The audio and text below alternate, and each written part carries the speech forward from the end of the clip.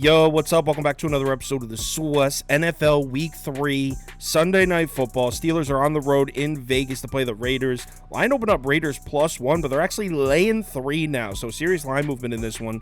Total sitting at 43.5, 44, somewhere in there. Let's go. Welcome to the Sauce. The Sauce. Sauce.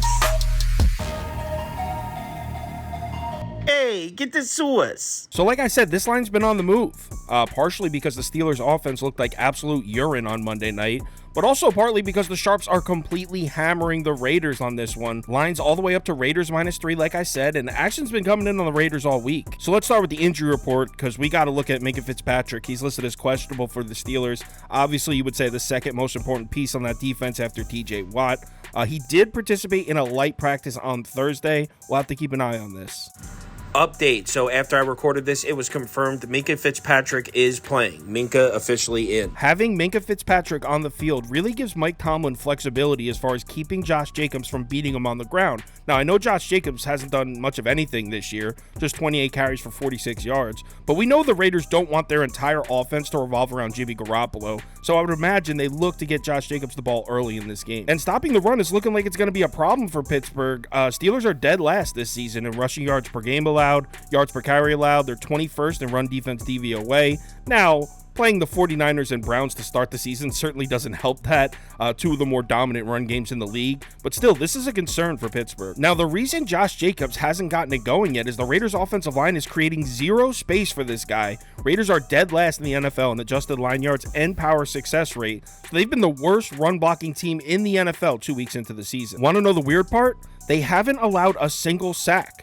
Raiders are the only team in the NFL that haven't allowed a sack yet. They're first in the NFL in adjusted sack rate, 9th in pressure rate, so they're generating zero push for Josh Jacobs in the run game, but they're doing a great job of protecting Jimmy Garoppolo. That Raiders pass protection is huge in this matchup. That's most likely the reason Sharps went and hammered the Raiders early, because as we know, that's what the Steelers defense does. This defense revolves around TJ Watt in the pass rush. They're off to a similar start this year as well. 5th in adjusted sack rate, 7th in pressure rate. We saw it last year when TJ Watt got hurt and missed a chunk of the season. The Steelers defense, with and without the pass rush, night and day. And Jimmy Garoppolo has shown us that pressure can give him problems. Last season, he averaged 7.9 yards per pass attempt. That's 6th best in the NFL. When pressured, that number drops to 4.5, which is just 26th best in the NFL. So whether or not the Raiders can protect Jimmy Garoppolo is a huge factor in this matchup. Keep in mind, the Raiders' offensive line was a top 5 unit last year, and if they can keep Jimmy G clean in this one, Raiders should probably win this game at home.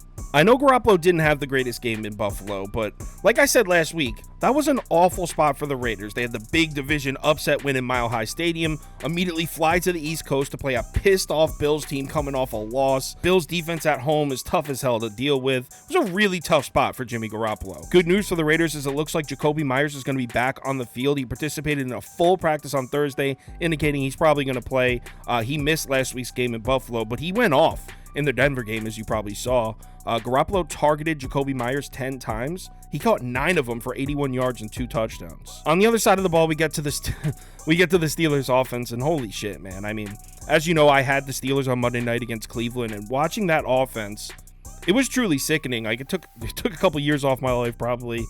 Kenny Pickett on the season, completing just 60.5% of his passes, just 6 yards per pass attempt, 2 touchdowns to 3 picks, a 19.9 QBR. Holy shit. The Steelers offense as a whole, dead last in overall DVOA, dead last in passing DVOA, 28th in rushing. There's just nothing working for the Steelers offense right now. But to be fair, can we at least chalk some of this up to the fact that they played the 49ers and Cleveland to start the season? Probably going to be 2 top 5 defenses, 2 top 5 pass rushes. But all that being said, this game against the Raiders might be a nice little spot for the Steelers to finally resemble an NFL offense, because the Raiders' defensive front is struggling. Obviously, as you probably already know, Chandler Jones is out. He's going to miss a couple more weeks. The guy that started in his spot, Tyree Wilson, he's listed as questionable, so he might not even play. He didn't practice on Wednesday or Thursday. And the Raiders need the pass rush to be there because they are paying for it on the back end. Raiders dead last in passer rating allowed in zone coverage, 31st in man coverage, so nothing's working. They need the pass rush to get home. When the pass rush isn't working, the Raiders' pass defense is dreadful. And the Raiders' run defense, well, I mean, that's been terrible also. 26 in yards per carry allowed, 26 in DVOA,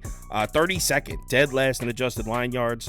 Look, I know everyone's bashing Kenny Pickett, Matt Canada, and the Steelers offense, but playing the Raiders defense is a lot different than playing the Cleveland or the San Francisco defense. I know it's week 3, but I still think we're dealing with some serious overreactions here. Entering the season, Steelers would be laying points in this game. In fact, this line opened Steelers -1 or 1.5 or whatever it was. Now they're getting a full 3?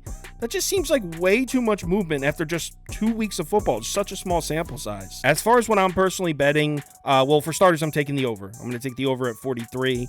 The whole world is betting the under. Over 90% of the money is in on the under. I like both offenses. Well, I won't say I like both offenses. I think both offenses are undervalued. How about that? That's what I'll say. I think the Raiders' pass protection combined with Josh Jacobs running it finally matches up well with the Steelers' defense. And I think the Steelers' offense is insanely undervalued based on them playing 2 of the toughest defenses in the league. So give me the over at 43. As far as betting aside, I have to take the Steelers here. I mean, I could see why sharps are hammering the Raiders. I mean, I see that pass protection. I see the mismatches you're looking at. But keep in mind, those sharps that got in on the Raiders, they got in early. Raiders +1, Raiders -1, Raiders -1.5, Raiders -2. Numbers at a full 3 now. The value's now on Pittsburgh, in my opinion. So I'm leaning Steelers +3. I'll let you know for sure on the live show, but pretty sure I'm going to be on Pittsburgh as long as it's at a full 3. If you want my top bets, parlays of the day, if you want to join the Discord, or if you want to join the weekly Against the Spread contest giveaway, last week's winner got a signed Drake London mini helmet. This week's winner is getting a signed David Montgomery Bears jersey. So if you want in on that, head over to KyleKirms.com. The info's right on the homepage. NFL Week 3, a lot of value on the board in this one. I like this slate. Let's have ourselves a good one. Remember to bet responsibly, and I'll talk to you in the Discord.